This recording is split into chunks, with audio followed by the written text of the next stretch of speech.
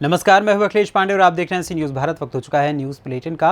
खबरों के इस बुलेटिन में हम दिखाएंगे कि कैसे आगरमालवा में ठेकेदार की लापरवाही से आमजन हो रहे हैं हादसों के शिकार। साथ ही बताएंगे कि बलरामपुर के आबर पेगापुर प्राचीन समय माता मंदिर परिसर में चल रही संगीतमय श्री राम कथा में कैसे सुनाया गया दहेज का प्रसंग।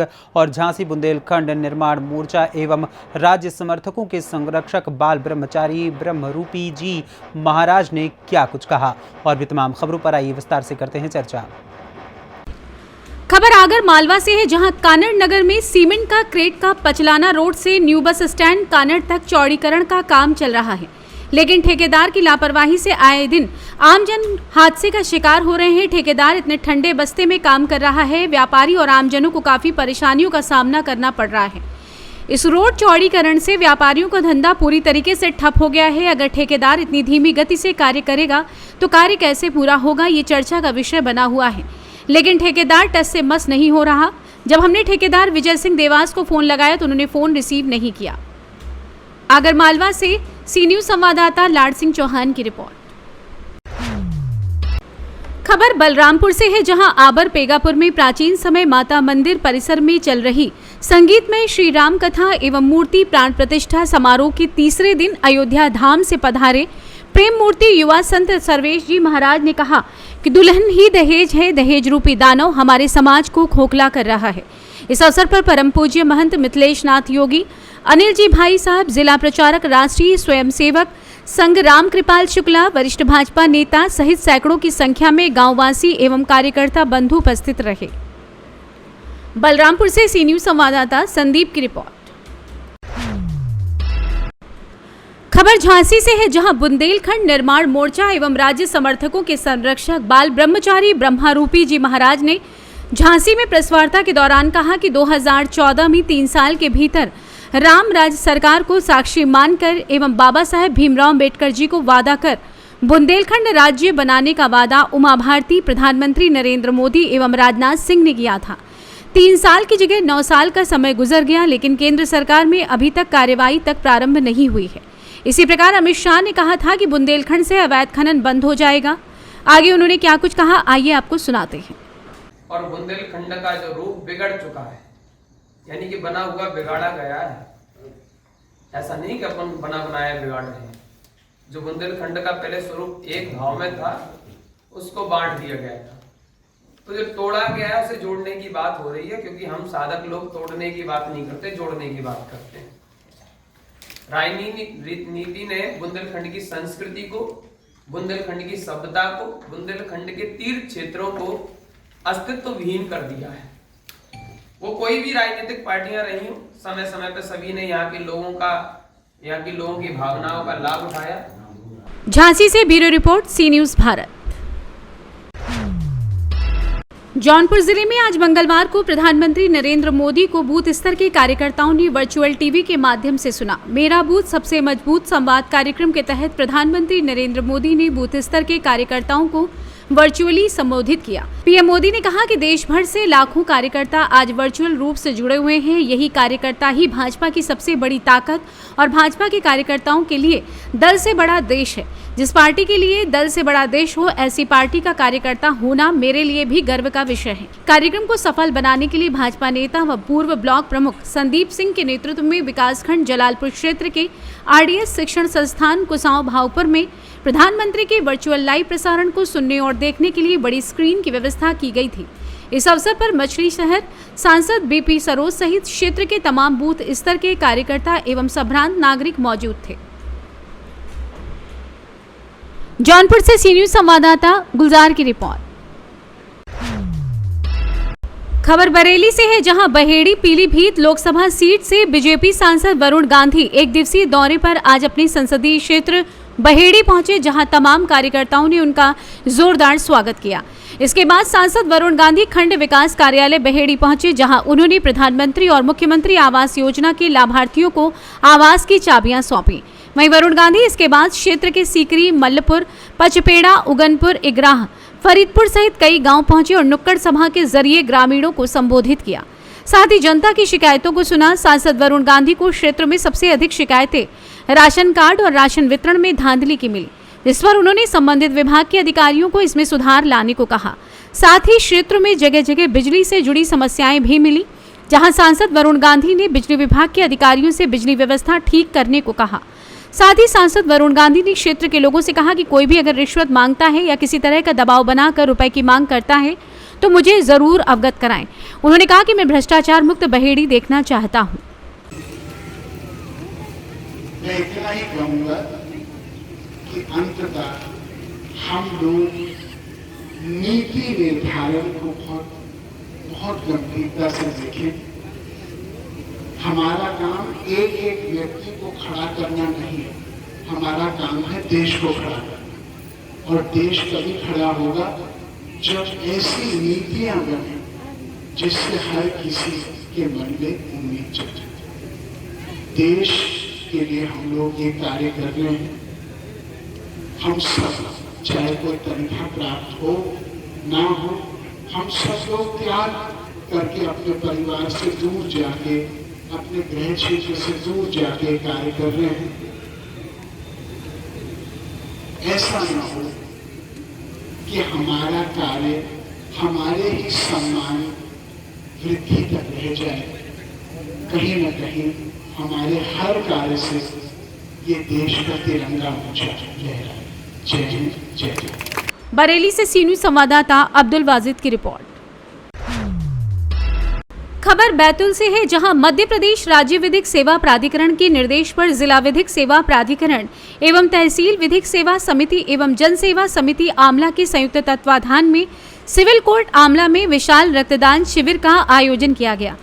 इस अवसर पर 75 रक्तदाताओं ने रक्तदान किया। इस दौरान जिला विधिक सेवा प्राधिकरण की सचिव दीपिका मालवीय, न्यायाधीश राकेश सनोडिया, न्यायाधीश रीना पिपलिया आदि लोग प्रमुख रूप से उपस्थित रहे। दीपिका मालवीय ने कहा कि जो व्यक्ति रक्तदान करता है वो समाज के व्यापक हित में अपना सर्वश्रेष्ठ देता है। आपका रक्त किसी की जान बचा ले, इससे बड़े सौभाग्य की बात और क्या होगी। वहीं न्यायाधीश राकेश सनोडिया ने युवाओं के रक्तदान की अभिनव पहल को देखते हुए जनसेवा समिति के कार्यों की सराहना की और जनसेवा समिति के अध्यक्ष राहुल ढेंडे, अमित यादव, सागर चौहान को सम्मानित किया। इस अवसर पर न्यायालय कर्मचारी अधिवक्ता संघ आमला के सदस्य, जनसेवा समिति के सदस्य और पुलिस विभाग से थाना प्रभारी संतोष पंद्रे ने भी रक्तदान किया। जो ये रक्तदान जो यहाँ पर किया गया है, इसका मेन उद्देश्य क्या था? रक्तदान का उद्देश्य जन सेवा का ही एक रूप है कि ज़्यादा से ज़्यादा आप रक्तदान करें और जिन भी लोगों को इसकी ज़रूरत है, जो भी मरीज़ जिनको ज़रूरत होती है, उनको ज़्यादा से ज़्यादा रक्त मिले, उन्हें कमी ना रहे और उनकी जान बचाए। तो यही उद्देश्य के साथ में आज व्यवहार न्यायालय आमला में रक्तदान शिविर का आयोजन किया गया था, जिसमें काफ़ी लोगों ने बहुत अच्छा सहयोग किया, काफ़ी संगठन ने, और काफ़ी 71 लगभग यूनिट खून डोनेट किया गया है। तो ये बहुत ही अच्छी बात है और इसके लिए मैं सभी को धन्यवाद देती हूँ। बैतूल से सी न्यूज़ संवाददाता सुमित महतकर की रिपोर्ट। खबर भागलपुर से है, जहां दहेज प्रथा एवं बाल विवाह बहिष्कार की मसाल को लेकर आगे बढ़ने वाले कन्या विवाह और विकास सोसाइटी ने एक अनोखी पहल की है, जिसमें 51 कन्याओं का सामूहिक विवाह समारोह 28 जून को भागलपुर के पॉलिटेक्निक कॉलेज मैदान में कराने का निर्णय लिया गया। वहीं कन्या विवाह और विकास सोसाइटी के सचिव विकास कुमार माली ने बताया कि हम लोगों ने बाल विवाह और दहेज प्रथा को समाप्त करने के लिए संकल्प लिया है। इसमें हम लोगों ने कई जगहों पर ऐसे कार्यक्रम किए जिससे गरीब कन्याओं का विवाह अच्छे तरीके से सफल हो पाया। जिनके माता पिता आर्थिक रूप से काफी कमजोर थे, उन्हें काफी सहयोग मिला। साथ ही उन्होंने ये भी बताया कि इसमें हिंदू लड़के लड़कियों का विवाह उनके रीति रिवाज से होगा। साथ ही जितने भी कन्याओं का विवाह होगा उन्हें घरेलू सामान देकर विदा किया जाएगा। साथ ही उन्होंने ये भी बताया कि भागलपुर व भागलपुर के आसपास के 4 से 5 जिलों की कन्याओं का विवाह 28 जून को होना है। भागलपुर प्रशासन से लेकर आमजनों तक को उन लोगों ने इस सामूहिक विवाह समारोह में आने के लिए अनुरोध किया है। कन्या विवाह और विकास सोसाइटी के सचिव विकास कुमार माली ने कहा कि जो लड़के बेरोजगार होंगे ऐसे लड़कों को मुख्यमंत्री उद्यमी योजना से लाभ भी मिलेगा, जिससे वो विवाह के बाद अपनी घर गृहस्थी को ढंग से चला सके। प्रेस कॉन्फ्रेंस का मेन उद्देश्य क्या है? आज का प्रेस कॉन्फ्रेंस रखने का मेन उद्देश्य से पहले मैं आप तमाम मीडिया बंधु को अपने कन्या विवाह एवं विकास सोसाइटी में हार्दिक स्वागत है। और 28/6/2023 को भागलपुर के पॉलिटेक्निक कॉलेज के मैदान में भागलपुर के अगल बगल करीबन 4-5 डिस्ट्रिक्ट से सभी कन्याओं का चयन किया गया है जो बिल्कुल असहाय, गरीब, अनाथ थे। उनके माता पिता को हम लोगों ने एक आश्वासन दिया था। कुछ दिन पहले हमारे जिला प्रबंधक के जरिए सर्वे करवाया गया था, निक्की के जरिए, कि जो भी भागलपुर ज़िले में वैसी कन्याएं हैं जिनके माता पिता विवाह करने में असमर्थ हैं और चाहे उनके विवाह में किसी तरह की परेशानियां हो रही हैं, तो उन लोगों का चयन करके हम लोगों को सूची दिया जाए और हम लोग तमाम मीडियागण के समक्ष, जनप्रतिनिधिगण के समक्ष, यहाँ के प्रशासन पदाधिकारी के समक्ष हम लोगों ने एक बाल विवाह दहेज प्रथा को समाप्त करने के लिए यह जिला बाई जिला हम लोग योजना चला रहे हैं, जागरूकता करने का प्रयास कर रहे हैं। और वो प्रयास की सफलता मुझे तभी मिल पाएगी जब हमारे यहाँ के प्रशासन, यहाँ के जनप्रतिनिधि एवं हमारे मीडिया बंधु सभी लोग अगर आप लोग कॉपरेट करते हैं तो ये ज़मीनी स्तर पे हम लोगों ने बाल विवाह और दहेज प्रथा मिटाने का जो संकल्प लिया है अपने पदाधिकारियों के सहयोग से, वो ज़मीनी स्तर से हम लोग सफल कर पाएंगे। भागलपुर से सी न्यूज़ संवाददाता राहुल की रिपोर्ट। खबर गाजीपुर से है, जहां शादियाबाद थाना क्षेत्र के सुरहुरपुर निवासी ब्रिजेश सिंह काकन को बीती रात अज्ञात नंबर से जान से मारने की धमकी दिए जाने पर आज शादियाबाद थाने में ब्रिजेश सिंह काकन के द्वारा अज्ञात व्यक्ति के खिलाफ तहरीर दी गई। मीडिया से रूबरू होकर ब्रिजेश सिंह काकन ने बताया कि जब मैं शादियाबाद थाने में अज्ञात व्यक्ति के खिलाफ तहरीर देने जा रहा था, तभी जानकारी मिली कि लक्ष्मीकांत पांडे के द्वारा मुझे जान से मारने की धमकी के साथ साथ भद्दी, गाली और रंगदारी मांगी गई, जिससे भयभीत होकर मेरे द्वारा शादियाबाद थाने में लक्ष्मीकांत पांडे के खिलाफ तहरीर दी गई। साथ ही बताया कि लक्ष्मीकांत पांडे पंचम प्रधान के ड्राइवर हैं, उन्हीं की गाड़ी चलाते हैं। क्या नाम है आपका? मेरा नाम ब्रिजेश सिंह काकन। क्या समस्या है, आप थाने पे क्यों आए थे? थाने पे आने का कारण यह है कि कल रात को लगभग 10:32 से अननोन नंबर से लगातार फ़ोन आया है 7:35 तक सुबह तक, और उसमें तमाम तरह की धमकियां, तमाम तरह की भद्दी गालियां, रंगदारी से लेकर के और तमाम तरह की जो है माँ बहनों की गाली देकर सूर से जो है, और 3 नंबरों से बार बार आता रहा।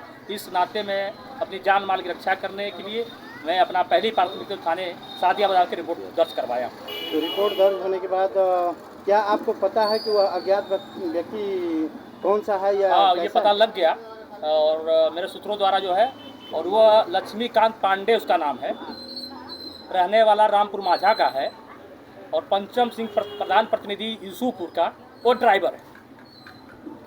तो क्या पहले कुछ मामला हुआ था या कोई लेना देना नहीं है, न मेरे से कोई बातचीत होती थी।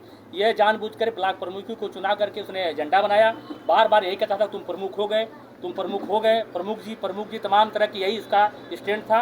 तो ये प्री प्लानिंग के तहत जो उसकी आवाज़ नहीं थी, लोगों के साथ षड्यंत्र कर करके ये मेरे खिलाफ जो है ये आवाज़ उठाई गई है। और उसके साथ जो है रंगदारी भी 1 लाख रुपया मुझसे मांगा गया। उसने 24 घंटे का समय दिया, फला अमुक सब जगह पे मैं बताऊंगा कि तुम्हारा कहाँ मुझे 1 लाख देना है, वो स्थान मेरा रहेगा, पैसा तुम्हारा रहेगा, और नहीं दोगे तो 24 घंटे के तुम अपनी व्यवस्था कर लो। तो आप कैसे कह सकते हैं कि उन्होंने इतना मांगा? कोई आपके पास एविडेंस है? नहीं, सब कुछ मैंने दिया है और वो दे दिया है मैंने, जो है सारी चीज़ें रिकॉर्ड है वो मैंने दे दिया है। कॉल रिकॉर्डिंग आपके पास है? रिकॉर्ड में तो तमाम तरह रिकॉर्डें आई हैं और रिकॉर्ड जो हर चीज़, जब लास्ट में तो रिकॉर्ड नहीं हो पाया और चीज़ें सब कुछ आ गई है, जो धमकी उसने दिया है, जो गाली गलौज, वो सब रिकॉर्ड है। गाजीपुर से सी न्यूज़ संवाददाता हसन खान की रिपोर्ट। खबर मथुरा से है, जहां गुरु पूर्णिमा के मेले को लेकर बाहर से आए श्रद्धालुओं द्वारा परिक्रमा मार्ग में पानी पिलाने के लिए प्याऊ इत्यादि के टेंट लगाए जाते हैं, जिसके चलते भंडारा स्वामी द्वारा टेंट लगाया जा रहा था, जहां लापरवाही से विद्युत आपूर्ति एवं एमबीटी टूट गई, जिसकी जानकारी उप जिलाधिकारी कमलेश कुमार गोयल ने मीडिया को दी। मेले में सर, मेले के दौरान टेंट वालों की लापरवाही के चलते कई लाइनें टूट गई हैं, उनके बारे में क्या एक्शन लिया जा रहा है और क्या कार्रवाई की जाएगी उन पर? कुछ प्रकरण संज्ञान में आए जो मेले में भंडारे और ये लगा रहे हैं, उसमें टेंट लगा रहे हैं, तो सड़क को खोद दे रहे हैं। खोदने के दौरान इलेक्ट्रिक या एमबीडी की लाइन क्षतिग्रस्त हो जा रही है। ऐसे 1-2 मामलों में FIR दर्ज की गई है और सबको सख्त चेतावनी है कि ऐसे सड़क को न कर दो, अगर टेंट लगाना है तो ऊपर ही लगाएं। अगर आगे से कोई भी ऐसा प्रकरण जानकारी में आया तो FIR दर्ज करवा गिरफ्तारी कार्रवाई की जाएगी। Thank you. मथुरा से सी न्यूज़ संवाददाता विष्णु शर्मा की रिपोर्ट। खबर रायबरेली से है, जहां ऊंचाहार पिकअप पर बैठकर करीब 2 दर्जन लोग भंडारे में शामिल होने जा रहे थे। तभी पिकअप पलटने से उस पर सवार कुल 16 लोग घायल हो गए। इसमें 4 घायलों को सीएससी से जिला अस्पताल रेफर कर दिया गया है। प्रतापगढ़ जनपद के मानिकपुर थाना क्षेत्र के समसपुर सैलवारा गांव निवासी करीब 2 दर्जन लोग पिकअप पर बैठकर क्षेत्र के अरखा बंधवा में आयोजित एक भंडारे में शामिल होने जा रहे थे। तभी रायबरेली प्रतापगढ़ की सीमा पर सबीसपुर के पास पिकअप अनियंत्रित होकर सड़क पर पलट गई। घटना में पिकअप सवार 16 लोग घायल हो गए। राहगीरों की सूचना पर पहुंची एम्बुलेंस द्वारा सभी घायलों को सीएससी लाया गया, जहां से प्राथमिक उपचार के बाद कलावती, राजकली, सावित्री व आशा देवी को सीएससी से प्राथमिक उपचार के बाद जिला अस्पताल रेफर कर दिया गया है।